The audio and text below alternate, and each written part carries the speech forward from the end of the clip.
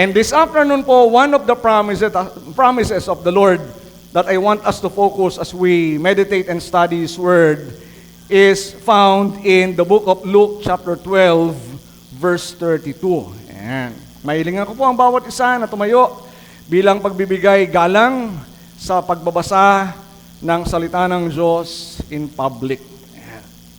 Luke chapter 12, verse 32. Napakagandang pangako ng Panginoon that He spoke in the midst of all His sayings, words to His disciples.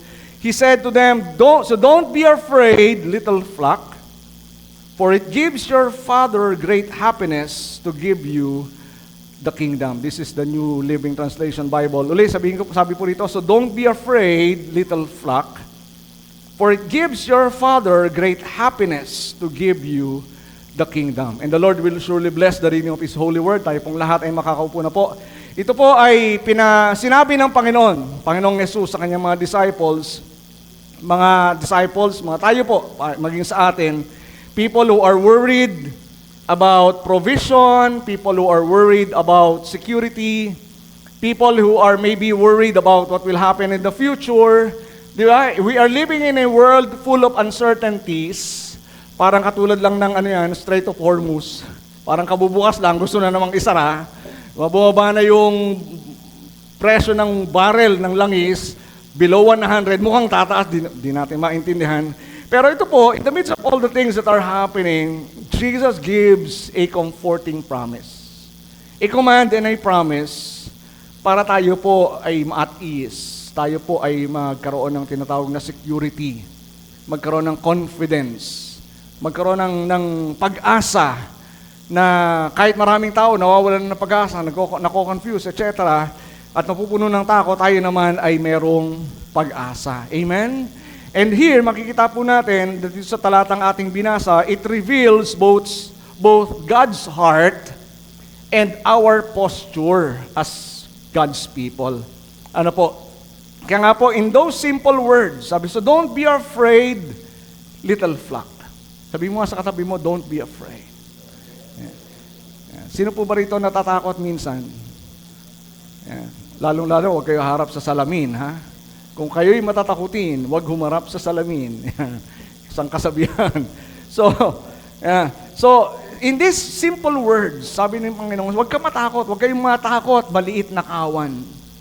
Dahil isang kagalakan sa inyong Ama na ibigay sa inyo ang kaharian. Di ba? Napakagandang pangako. This is one of the promises that really part of my life as a Christian.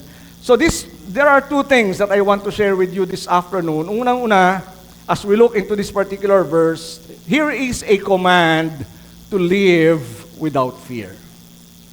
To live without fear. Tandaan po natin, living with fear or without fear, ano man ang ating kalagayan, it's actually an option. It's for you, whether you allow fear or you will not allow fear. Amen? Pero sinabi ng Panginoong Hesus, so don't be afraid, little flock. This is not a suggestion, this is not an information, this is a command. Inuutusan po tayo ng Diyos, huwag kayong matakot. Even though ang takot, it is one of the greatest struggles of our daily lives. Amen po? Every day, there are things that can make you afraid. Right? Lalo na kung mga magulang ka, tapos pumasok ang iyong anak, di ba? Minsan may mga ganun, lalo na sa mga, yung krimen na tumataas ngayon sa ating paligid, ano? Because napakarami na namang mga criminal elements, di ba? Or may mga takot, yung fear of luck, fear of failure, there are fear of rejection, okay? Or yung mga takot ng mga hindi natin alam kung ano, no? Fear of the unknown. Tama po ba? Nandito po ba tayo? So those things are just part of our daily lives. So Jesus commanded us, don't be afraid. And you know what? The words, the command, do not be afraid. In the whole of the Bible, it occurred 365 times. Hello? The words, do not be afraid. In the whole Bible, it occurred 365 times. Ano ibig sabihin nun? daily, merong kautusan ng Panginoon. Parang one promise, one command. Di ba? Every day, sinasabi lang ng Panginoon, every day, in the whole year, don't be afraid. Right? 365 times. So daily, we are being commanded, we are being reminded. So Jesus directly addresses this sa kanyang mga disciples during the time, and also sa atin na mabuhay tayo ng isang buhay na may pagtitiwala. Kanina inawit natin, di ba? So, I will build my life upon your love. I will build my trust upon you alone. Di po ba? Inawit natin kanina. Let it be true to our lives. Na yung ating pong buhay ay maitatag natin. Maitayo natin sa pag-ibig ng Diyos. At ilagay natin yung ating pagtitiwala, hindi kung kanino paman at hindi kung saan paman, kundi sa Diyos lamang. Because the only one who can we truly trust is no other than God Himself. Because whether we like it or not, whether you believe it or not, people may and will disappoint you. Amen? But God will not. So, yung sinabi dito, yung command to live without fear, we need to understand, paano tayo mabubuhay? How can I live without fear? Unang-una, our identity removes fear. Your identity bilang isang anak ng Diyos, bilang isang mananampalataya, it removes fear out of the equation. Bakit? Because God is your shepherd. Amen po? Ano ba sabi ni David sa Psalm 23 verse 1? The Lord is my shepherd, I have all that I need. The Lord is my shepherd, I have all that I need, sabi ng New Living Translation Bible. Dahil ang Diyos ang iyong pastol, wala ka nang kakailanganin pa dahil ibibigay sa iyo ng Diyos ang pangangailangan mo. Hindi man on the time that you want it, on the time that you need it, in the time that you wanted it, but in His time, it will be given. The point here is that God will provide. Whatever your situation, whatever your need is, God will provide. Why? Because He is our shepherd. It is His responsibility to take care of you. Amen? Sino po bang may responsibilidad? Yung anak, yung magulang, lalong-lalo na kung yung mga anak ay mga baby pa. Sino ba nagtatrabaho? Yung baby? May nakita na ba kayong baby nagtatrabaho? Kaya ako po, parang minsan, masama loob ko, makakita ako mga bata sa kalsada na namamalimos. Tapos yung magulang nandun lang sa may gilid, nagsusoft drinks. Yung mga bata nagtatrabaho, namamalimos, nagtitinda ng sampagita, nagtitinda ng basahan, and the parents are not doing anything. And they're just collecting. Tapos mga baby, maliit pa kay Kalel. Di ba? Iaano sa iyo para lang maawa ka. But the responsibility to take care of the children is no other than God Himself. Parents. Amen? And our identity as believers, sabi rito ng Panginoong Jesus, do not be afraid, little flock. The words little flock, mga kapatid, emphasizes relationship and care. It emphasizes relationship and care. Do not be afraid, little flock. Sabi niya, huwag kayong matakot, maliit na kawan. O mga tupa ko, di ba? Huwag kayong matakot. So may relationship. Ano yung relationship? Sheep and shepherd. And because there is a relationship between the sheep and the shepherd takes care of the sheep. And with that kind of identity, of course, we are not just sheep, we are God's children. Once you receive Jesus Christ, you are God's child. And not only that you are a child, God is your Father. Amen? He is not just your God, He is your Father. Amen po? Hello? Kaya pag nanalangin tayo, yung panalangin, Ama namin, hindi yung Ama ninyo. Ama namin. We have the right to call God our Father because we are God's genuine children. Tandaan po natin sheep don't survive by strength. How do they survive? By staying close to the shepherd. Ang isang tupa po na lumayo, maligaw, nanlandas, o kusang lumayo, it's already considered dead. Wala yang lakas. Ano na siya? Susceptible siya to predators. Amen? Kaya kung ikaw bilang isang Kristiyano, nandun ka sa kawan, sa piling ng mga anak ng Diyos, sa piling mismo ng presensya ng Diyos, there is nothing for you to be afraid of. Because God will protect you, God will be your strength, God will be your fortress. So our identity removes fear. That's why every day, mga kapatid, we need to remind ourselves, I belong to God. You belong to God. Sabi niyo nga po, I belong to God. We belong to God. Tayo'y pag-aari ng Diyos. Paano tayo naging pag-aari ng Diyos? Kanina inawit natin yung come to the altar, di ba? He bought us with a price. Ano yung presyong binayaran sa atin? Buhay ng kanyang nag-iisang anak ng Diyos. Ang buhay ng Panginoong Yesus. He bought us. Napakalaki ng investment ng Diyos para sa iyo. It's the life of His one and only Son. And can you imagine kung ikaw ay may investment, di ba, na 10 milyon, hahayaan mo lang bang malugi yon, mawala yon? The investment of God in your life is the very life of His child, is the very life of His Son.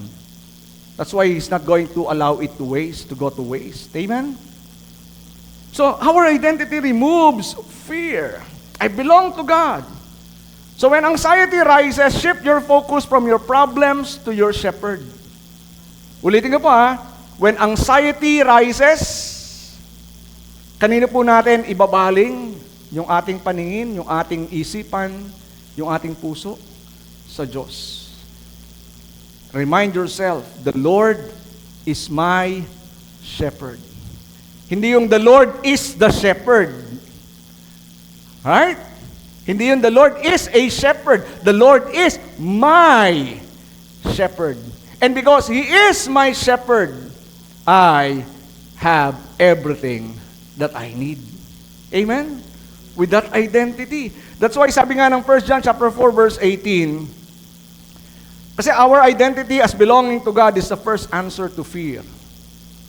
Pag natatakot ka, remind yourself, I belong to God. We are identified with Jesus Christ. Amen? So sabi ng 1 John chapter 4 verse 18, there is no fear in love. Walang takot sa pag-ibig. Anong klaseng pag-ibig? Kaninong pag-ibig? Pag-ibig ng magulang, pag-ibig ng kaibigan, pag-ibig ng asawa, yun bang sinasabi po rito? Hindi po, sabi po rito, but perfect love drives out fear. Kaninong love yun?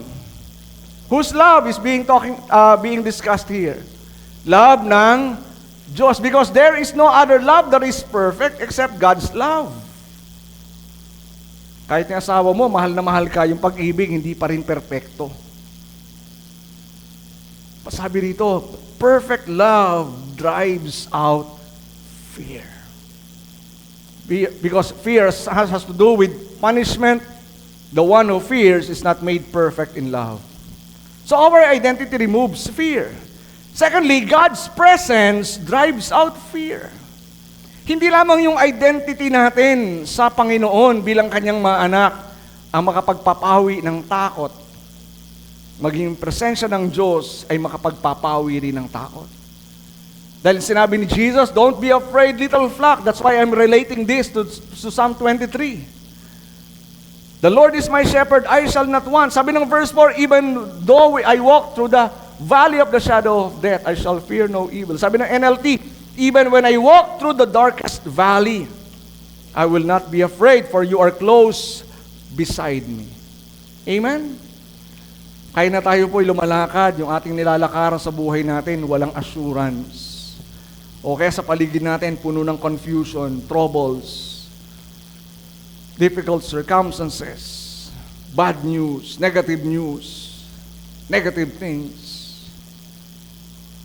But we walk with confidence, without fear. Why? Because you are with me.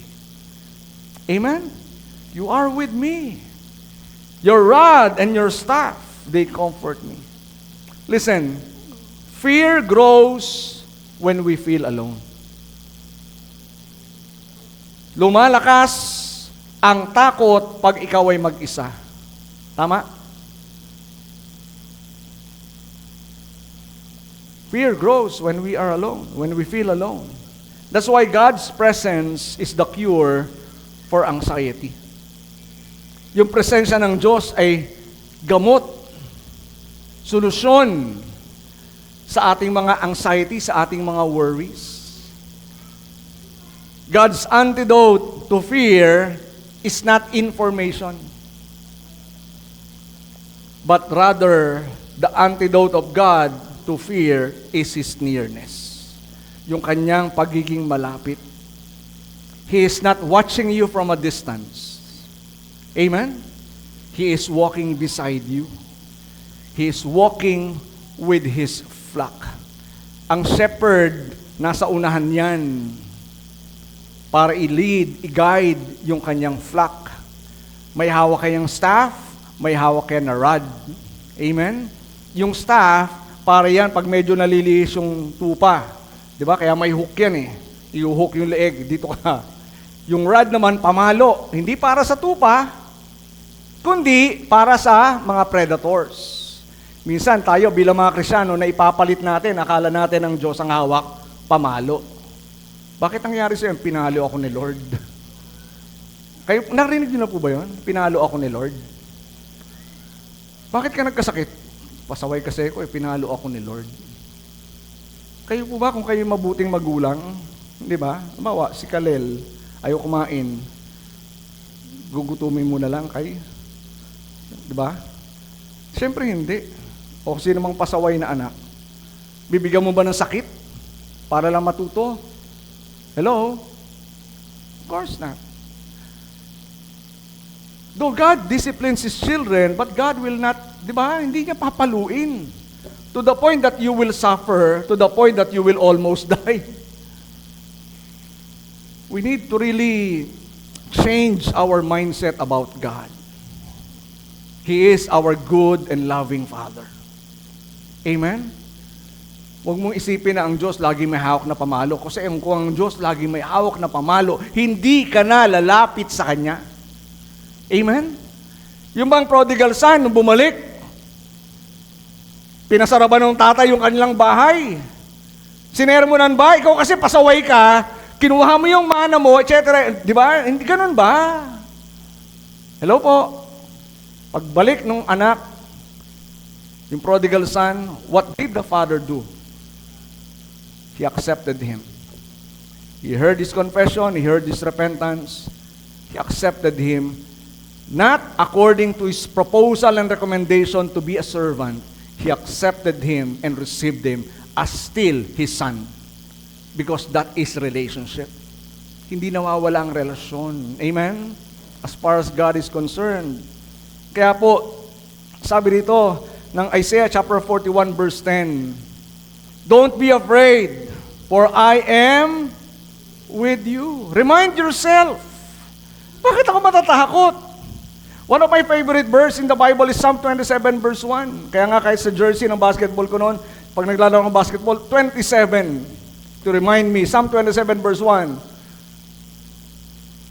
na hindi ako dapat matakot dahil ang Diyos ay aking kasama. The Lord is my protection. Amen? Sabi dito ng Panginoon, don't be afraid for I am with you. Don't be discouraged for I am your God. I will strengthen you and help you. I will uphold you with my victorious right hand. Ito po, pag binasa natin, pinag-aralan na natin to tama po. Yung Isaiah 41 verse 10. Naalala niyo po ba? Hindi na. Naalala pa natin. This is all God. Don't be afraid. I am with you. Don't be discouraged.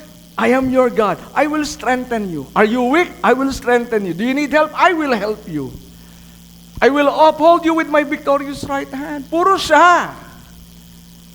Sa atin yung need, He is our provider. So bakit tayo matatakot? So, pag may pagkakataon po, kapatid, na natatakot ka, or the enemy is injecting fear in your mind, thoughts of fear, reject it. Remind yourself, God is with me. I belong to Him. I am one of His sheep. Not only that I am a sheep, I am a child of God. And God is my Father. Amen? Palakpakan nga po natin ang Panginoon. Hallelujah. That's why whenever you start your day, pagsisimulan mo ang araw mo, always start it with a prayer. Amen? Don't start your day without a prayer. Every day, gawin mong habit yan. Bago ka lumabas, actually nga, bago pagising mo pa lang eh. Start it with a prayer. Pagkatiwala mo na sa Diyos ang araw mo, Lord, be with us, go with us today. With your protection, with your provision, with your joy, with your strength, with your peace, go with us today. Amen? Kasi po, fear is replaced by trust. Ang takot po ay napapalitan o pinapalitan ng pagtitiwala. The more you trust, the less you fear. Kaya sabi ng Panginoon, don't be afraid.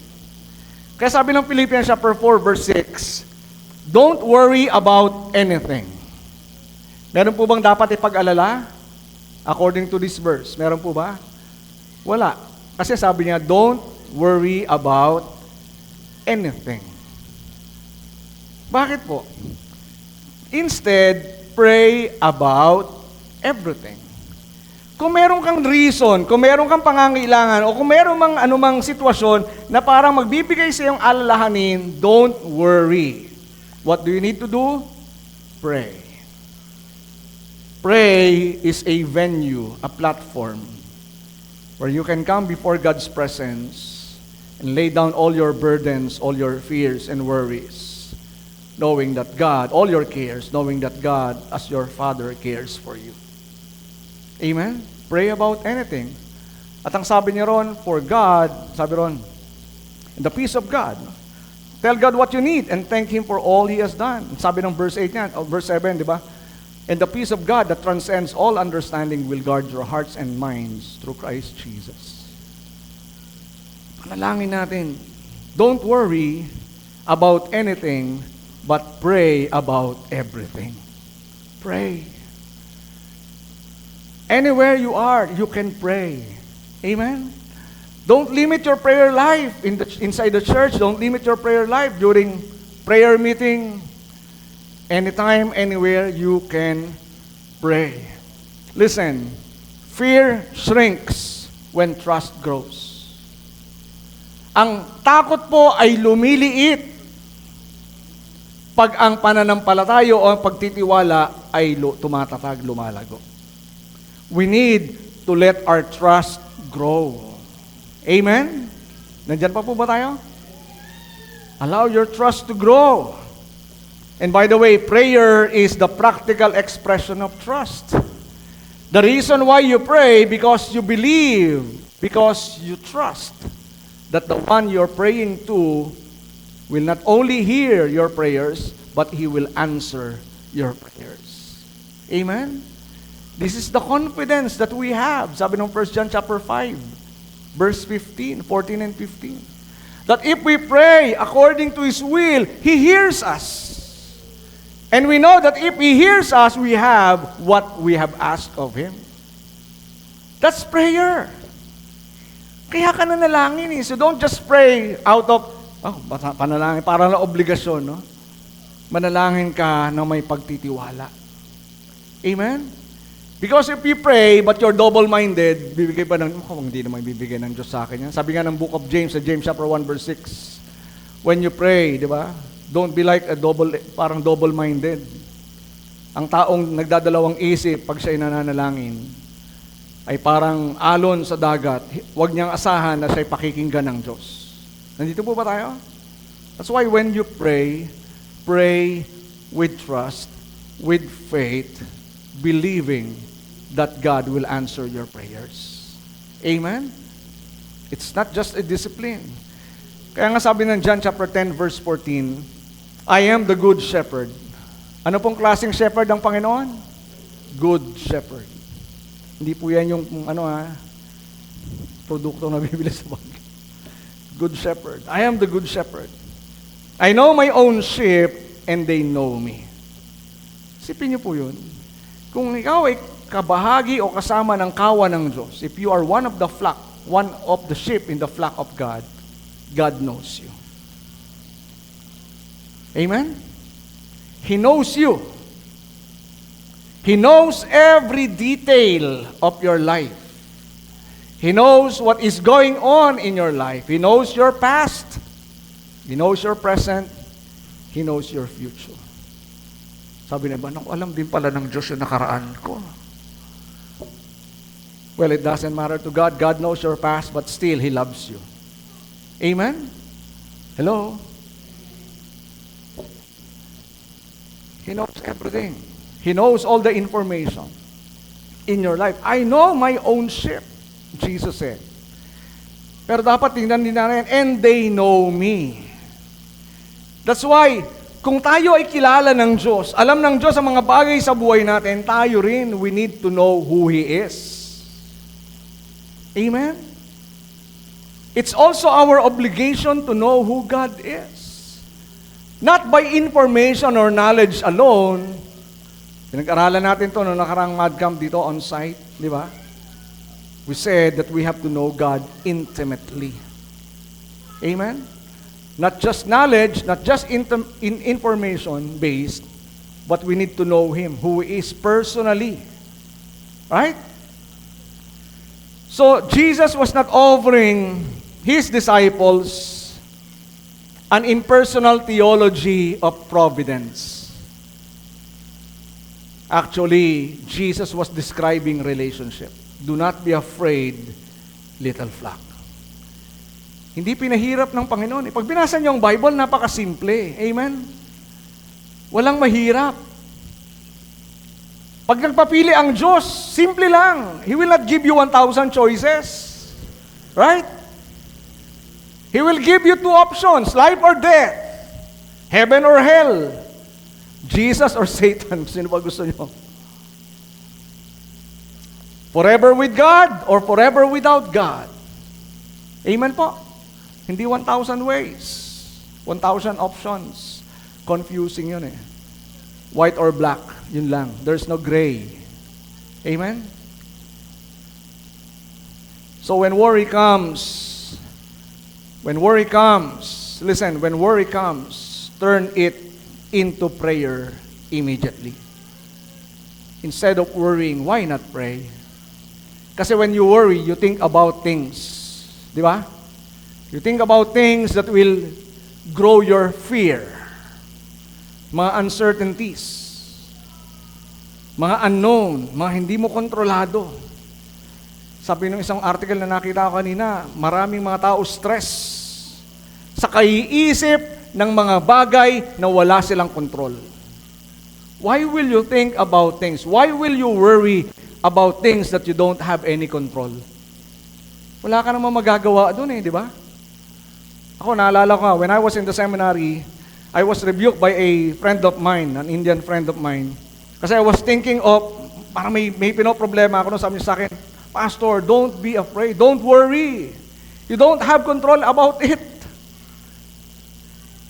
Just believe that God will do something about it.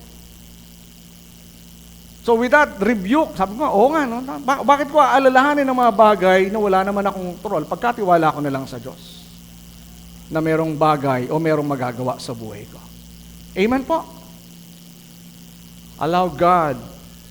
So replace what if thoughts.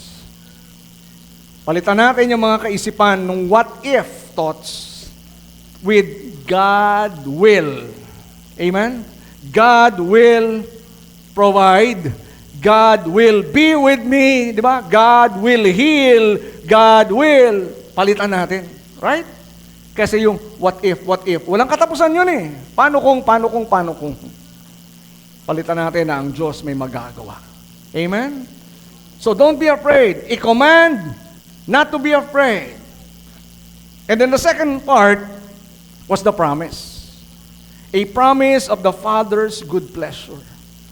Tingnan niyo po, ano sabi ng Diyos? Don't be afraid, little flock. Bakit ako hindi matatakot? Ang dami nga dapat ikatakot eh. Ano sabi ng kasunod? For it gives your Father great happiness to give you the kingdom. It gives your Father great happiness. Tingnan niyo po, hindi napilitan ng Diyos. His good pleasure. Isang katuwaan, kasiyahan sa Diyos. Isang kasiyahan sa Diyos. Kagalakan sa Diyos na ibigay sa iyo ang kaharian. Amen po? So a promise of the Father's good pleasure. And listen, this is not just a promise. Hindi lang ito pangako. It reveals the very heart of God. Madalas kong sinasabi na ang Diyos hindi madamot. God is not stingy. Amen? God is the God of infinite variety. When He blesses one, He will bless another with different means, with different ways. Kaya nga yung experience ko, we cannot make a doctrine out of an experience. What happened to me, how God dealt with me, is not the same how God will deal with you. If God bless me in this way, God will bless you in another way. Because God has so many ways to bless His people. Amen po. Kaya mong sabihin, uy, bakit hanap gawin din ng Diyos sa akin yung ginawa niya doon? Hindi, may ibang paraan ng Diyos para sa iyo. Tailor-made, customized. Amen po? But still, we have the same Father. He is the God of infinite variety. When you look around us, we can see that God is very generous, innately generous. The world we live in is full of colors. Amen? Hello? Full of colors, ano pa? Full of varieties of different kinds of trees, animals, fishes, birds, landmass, sea formation, etc. God is so generous. We are serving a generous God. And He is not only your God, He is your Father. And when Jesus said to His flock, to His people, don't be afraid, little flock. Hindi sinabi ron, your God. What was the term? Your God ba? Your Father. Iba yung dating eh. Tama po? Iba yung dating. There is a connection, there is an intimacy, there is relationship. Kasi pag sinabing God, di ba, parang hirap lapitan, di ba? Tama po? Father, Abba, Daddy. So dito po, it's not just a promise, it reveals God's heart. Ano yung puso ng Diyos? His delight in blessing His children. Do you know that it is God's delight to bless you? Kasiyahan ng Diyos na ikaw ay pagpalain. That's why God will not withhold any good thing from you. Kung hindi mo man natatanggap yung mga mabubuting bagay na akala mo ay dapat mong tanggapin, God is not withholding that. God is just preparing you for it. Amen? So don't settle for something less. Diba? Dahil kahihintay, di ba? Hindi na yata mangyari yung best ng Diyos sa buhay ko eh. Dito na lang ako sa something good. Kasabi ni Oswald Chambers, good is always the enemy of the best. And unfortunately, we settle for what is good because we fail to wait for what is best.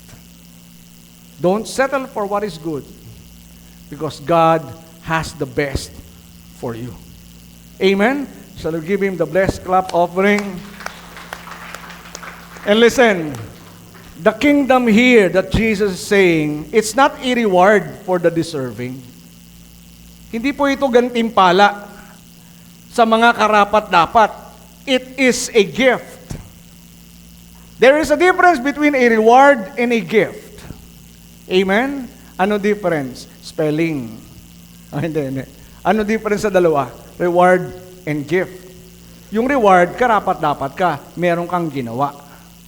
Pero sabi ron, don't be afraid, little flock. It is your Father's pleasure to give you the kingdom. Not to reward you the kingdom. It's not a reward. It's a gift. Regalo ng Diyos. Sabihin, kung ibinibigay sa iyo ng Diyos ang kaharian niya na bilang regalo, it's not because you are good. It's not because you performed well. Amen po. God is giving you the kingdom out of His grace, out of His goodness. Not because you are good, but He is good. Not because you are faithful, but because He is faithful. Amen po? It's not for the deserving. It is a gift from a Father who takes pleasure in giving it. That's why, yung promise po rito ng Father's good pleasure, makikita po natin, God is a joyful giver. He's a joyful giver. Kaya nga tayo, dapat we reflect His character, di ba? Kaya doon sa Corinthians, di ba? God loves a what? Cheerful giver. A happy giver. Pag nagbigay ka, ano naman dapat mo ibigay? Whether you're giving your time, whether you're giving your money, giving your energy, or whatever you give to God, you give it cheerfully. Because God is a joyful giver. Whenever He gives. Kaya nga sabi ng James chapter 1 verse 17, whatever is good and perfect is a gift coming down to us from God our Father. Whatever is good, whatever is perfect. Yan ay nanggagaling kanino po? Not out of situation or circumstances, not out of chance, not out of our positive thinking. It comes from our Father, the Father of lights, in whom there is no shadow of turning. His blessings come from His nature, not our merit. Amen? Innately, by His nature, God is a giver. He gives. Hindi siya hoarder. He doesn't hoard. He gives. Amen? Hindi madamot ang Diyos. Kaya huwag mo isipin na pinagkakaitan ka ng Diyos kung ano man ang hinihingi mo at pinapanalangin mo. It's not the time yet. Amen? It's not your time yet. It's not your season yet. Trust Him. Trust the process. Trust the process. God is a joyful giver. He gave His Son. Amen po? For God so loved the world that He gave His only begotten Son. Kaya nga sabi ng Matthew chapter 7 verse 11, nung kausap ni Jesus yung mga Hudyo, sabi niya sa kanila, so if you sinful people, kasi pag meron bang anak, ang context niya sabi, pag meron kayong anak na nanghingi ng tinapay, bibigyan niyo ba ng bato? Pag may nanghingi ba sa inyo na anak na itlog, bibigyan niyo ng alakdan? And then He said in verse 11, if you being sinful know how to give good gifts to your children, how much more? Sabi niyo nga po, how much more? Our God is the God of how much more. Amen? How much more will your heavenly Father give good gifts to those deserving, to those who ask Him? Hingin mo lang at ipagkakaloob niya. But of course, pag pinagkaloob ng Diyos, sometimes not right away. Amen? Hello? Sometimes not right away because, of course, God answering your prayers, it also coincides or it is related also to His purpose and plan for your life. We need to look at it holistically. Amen po? Hello? Sabi rito, the Father, your heavenly Father, give good gifts to those who ask Him. Lang humihingi na ako, ba't di pa ako binibigyan? Because again, God answering your prayers is in line with His plan and purpose for your life. There are times that God sees that you really need it right there and then, and God hears it. God provides for it. Amen? But there are times that He may delay it. But those divine delays doesn't mean that He is denying your prayer. Do you understand po? He is just preparing you. The greater the test, the greater the blessing. Later on, the greater the testimony. Amen? Pag natanggap mo na yung blessing na matagal mong hinintay, wow! Yung galak na mararanasan mo, apaw-apaw, sobra-sobra, na talagang everywhere you go, you will really express your thanksgiving to God. So, stop seeing God, stop seeing God as distant.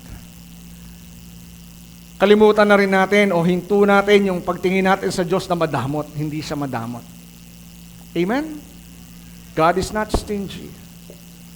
Kaya nga, every day, daily, thank God for blessings, both big and small. Kanino galing yung small blessings? Kanino? Kanino ko galing ang blessings? Small blessings. O malaking blessings lang ba galing kay Lord? Big blessings! Thank you, Lord! Small blessings, thank you, Lord. Ganun ba? Big blessings, small blessings. Again, as I have said before, every blessing, ang iisa lang ang source. The source of every blessing is only God. God Himself. Amen? Shall we give Him the best clap of praise? Hallelujah! Kaya minsan dapat, magbilang din tayo ng blessing eh. Lalo na pag medyo, parang nandun ka na sa point dahil parang hindi pa nadidinig ng Diyos yung panalangin mo, nandun ka na sa point na parang gusto mo na maging bitter, no? Hello, naintindihan niyo po ibig sinasabi ko? Parang gusto mo na magtampo, wag mo nang bitter kagad. Gusto mo na magtampo, no? Bakit yung bagay ito? Bakit yung bagay niya? Tas ako ito. Well, God is dealing with them differently. God is dealing differently with you. Amen? Count your blessings, and you will see that you are blessed more than other people. So, God is a joyful giver. Promise of the Father's good pleasure. The kingdom is our inheritance. It's God's pleasure to give you the kingdom. The kingdom is our inheritance. Mana po natin. Kaya sabi ng Romans chapter 8 verse 17, and since we are His children, we are His heirs. In fact, together with Christ, we are heirs of God's glory. So listen, the kingdom means, access to God's rule, provision, and eternal life. You are not just surviving, you are inheriting. Inheritance natin ang kaharian ng Diyos. All the resources and blessings of God belongs to you. Amen? It belongs to you. So the kingdom is a gift as part of our inheritance. Hindi yan bayad dahil mabait ka. Amen po? Uy, kaya ako pinagpapala ng Lord kasi mabait ako eh. Glory to who? Glory to you. Ganun ba? Mabait ka, kaya ako pinagpala eh. The glory to you. Pero kaya ako pinagpala kasi mabuti ang Diyos. Glory to God. Amen? Kaya nga, live with confidence and purpose. Kaya make decisions today sa araw-araw sa buhay natin as someone who belongs to God's kingdom. Hindi lamang tayo kabilang sa mundong ito. Actually, mundong ito po, dinadaanan lang natin. We don't belong in this world. Amen? Hello? We don't belong in this world. We are just pilgrims. We are just passers-by. Dumadaan lang tayo sa mundong to. This is not our permanent resident. Our permanent residence is in the kingdom of God. And lastly, God provides what we truly need.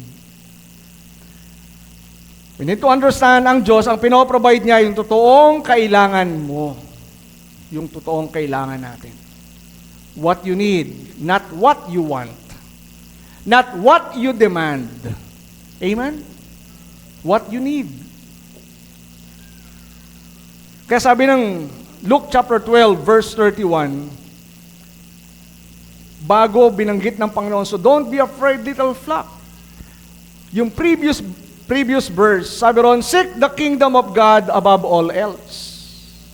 Katulad ng Matthew 6:33. Amen? You're familiar with Matthew 6:33, di ba? Seek ye first the kingdom of God.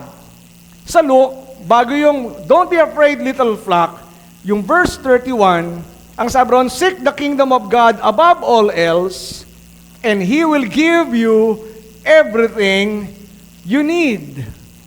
Paano po ipaprovide ng Diyos sa lahat ng ating pangangailangan? If we seek His kingdom above all else. Kaya nga po, when we prioritize God, He takes care of our needs. The kingdom and God is inseparable. Amen? So when we prioritize God, He takes care of our needs. Alam niyo po yung broader context ng Luke chapter 12. Pag binasa natin yung buong chapter 12, it was a sustained call na lumayo sa worries. Lumayo sa pag-aalala about material provisions. Material worriness. Okay? Naintindihan po natin? And we are being encouraged towards doon sa radical care ng Diyos. Take away worries about material possessions, material worriness, material needs. Don't worry about those things. But rather, seek God above all else. Because those things you need, if you seek God first, He will provide. Amen? Nakakalungkot lang, people seek their need and leave God out of the picture. Kaya, sunod ka ng sunod, hanap ka ng hanap how to provide your needs. Where in fact, the Bible says, don't worry about the things that you need. Seek God first, above all else, and He will take care of those needs. Does it make sense po? It does make sense. So wag mo unahin yung worries mo. Wag mo unahin yung takot mo. Unahin mo ang Diyos. Unahin mo ang Kanyang kaharian, ang Kanyang katuwiran, ang Kanyang kalooban. And the things that you worry about, you don't need to worry about them. God will be the one to provide. Kaya nga po, provision follows priority. What is your priority? If you prioritize God, provision will follow. Amen? So start your day with, sino po dapat unahin? Start your day seeking God first. Right? Start your day with God first, through prayer, through the Word of God, before anything else. Before anything else. Before Facebook. Before your phone. Pagising mo sa umaga, saan ba yung phone ko? May nag-message pa sa akin. Wow. Buti sana, saan ba yung phone ko? Para, ano bang verse ngayon? Ano ba dapat ko i-meditate ngayon? Ano ba pangako ng Diyos ngayong umagang ito? Same action, different purpose. But let's seek God first. Kaya nga, pagtiwalaan natin ang Diyos that He can handle your needs as you seek Him. Amen? Tumayo po tayong lahat. Mga kapatid, sa hapon pong ito,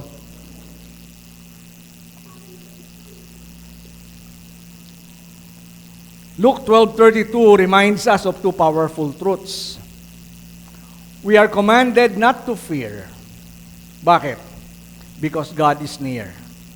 Amen? Secondly, we are promised a generous Father. Our Father, God in heaven, is a generous God. Two things. Two powerful truths. Kaya, anuman po ang ating kalagayan, fear has no ground to stand on. when grace, this extravagant, has already taken the field. Kaya po, walang reason para matakot ka. Mangamba o mag-alala. God is with you. Kaya nga po, kung tayo, wala ka pang relasyon sa Diyos, wala ka pang tamang relasyon sa Diyos sa pamamagitan ni Jesus, then this is the right time. Imagine, kung tinanggap mo si Jesus bilang Panginoon at tagapagligtas. You have those perks. You have those benefits. God is not just God, He is your Father. And as your Father in heaven, He takes care of you. He will take care of you, He will protect you, He will provide your needs. Di ba ang ganda? Kaya yung pagtanggap kay Jesus bilang Panginoon at tagapagligtas, hindi lang yan para hindi ka pumunta sa impyerno. Just one, di ba? Pero hindi yun yung bulk. Maraming tao tumanggap kay Jesus kasi natakot sa impyerno eh. Natakot maparusahan sa dagat-dagatang apoy. Pero the main reason why you are going to receive Jesus is because you understood that God loves you despite of your sins, despite of your past. And that once you receive His Son, matapos mong tanggapin si Jesus, hindi natatapos doon ang storya. It is actually the beginning of your relationship with God. And from that moment, you will experience how good and faithful He is. That even in the midst of problems and troubles, you know that you are not alone. That God is with you. Every step of the way. Lord, tulungan mo po kami na maunawaan ang katotohanan wala kaming dapat ikatakot. For it is your pleasure to bless your people. Hindi dahil kami mabait, hindi dahil kami mabuti, kundi dahil ikaw ay mabuti. Ikaw ang Diyos ng pag-ibig, ang Diyos na punong-puno ng biyaya at kahabagan. Salamat po, Panginoon, for reminding us that even in the midst of uncertainties, in the midst of fear and worries, even in the moment and situation of need or trouble, hindi kami nag-iisa, kasama ka namin. And your very presence, Lord, removes those fears. The very identity that we have with you through Jesus Christ our Lord removes that fear. Thank you, Lord, for you are a joyful giver. And you give your kingdom not as a reward, but through your grace, through your love, as a gift, because of what Jesus Christ did on the cross. And with that kingdom, together with that kingdom, Panginoon, is your goodness, your favor, your blessing, your peace, your joy, your strength, your healing, and every good things na kailangan ng iyong mga anak. Lord, pawiin mo anumang pag-aalala sa isipan ng iyong mga anak sa lugar na ito at makapanonood ng service na ito. Remove even all doubts, unbeliefs, negative thoughts, lies of the enemy.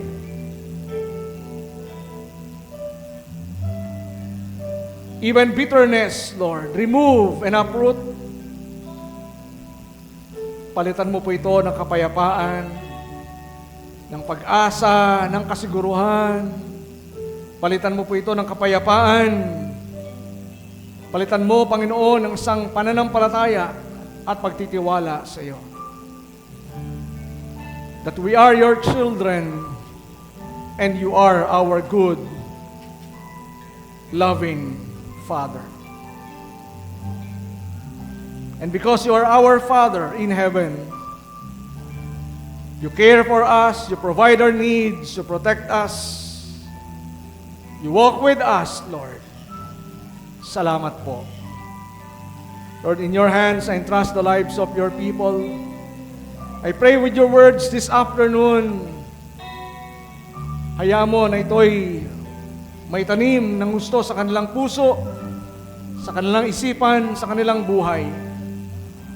That in moments of needs, let this promise, O God, a command not to be afraid, in a promise of the Father's good pleasure to give the kingdom, ay magpaalala sa amin na meron kaming Diyos na mapagmahal, Diyos na malalapitan, Diyos na papagkakatiwalaan. Let your blessings be released upon your people this afternoon. All the provisions for their needs, the joy, the peace, even healing, O God. Sa bahagi ng kanilang katawan na may sakit, dumali po ang iyong kapangyarihan mula ulo hanggang kanilang talampakan. Heal them, as I declare that by the stripes of Jesus, they are healed. By the stripes of Jesus, they are made whole.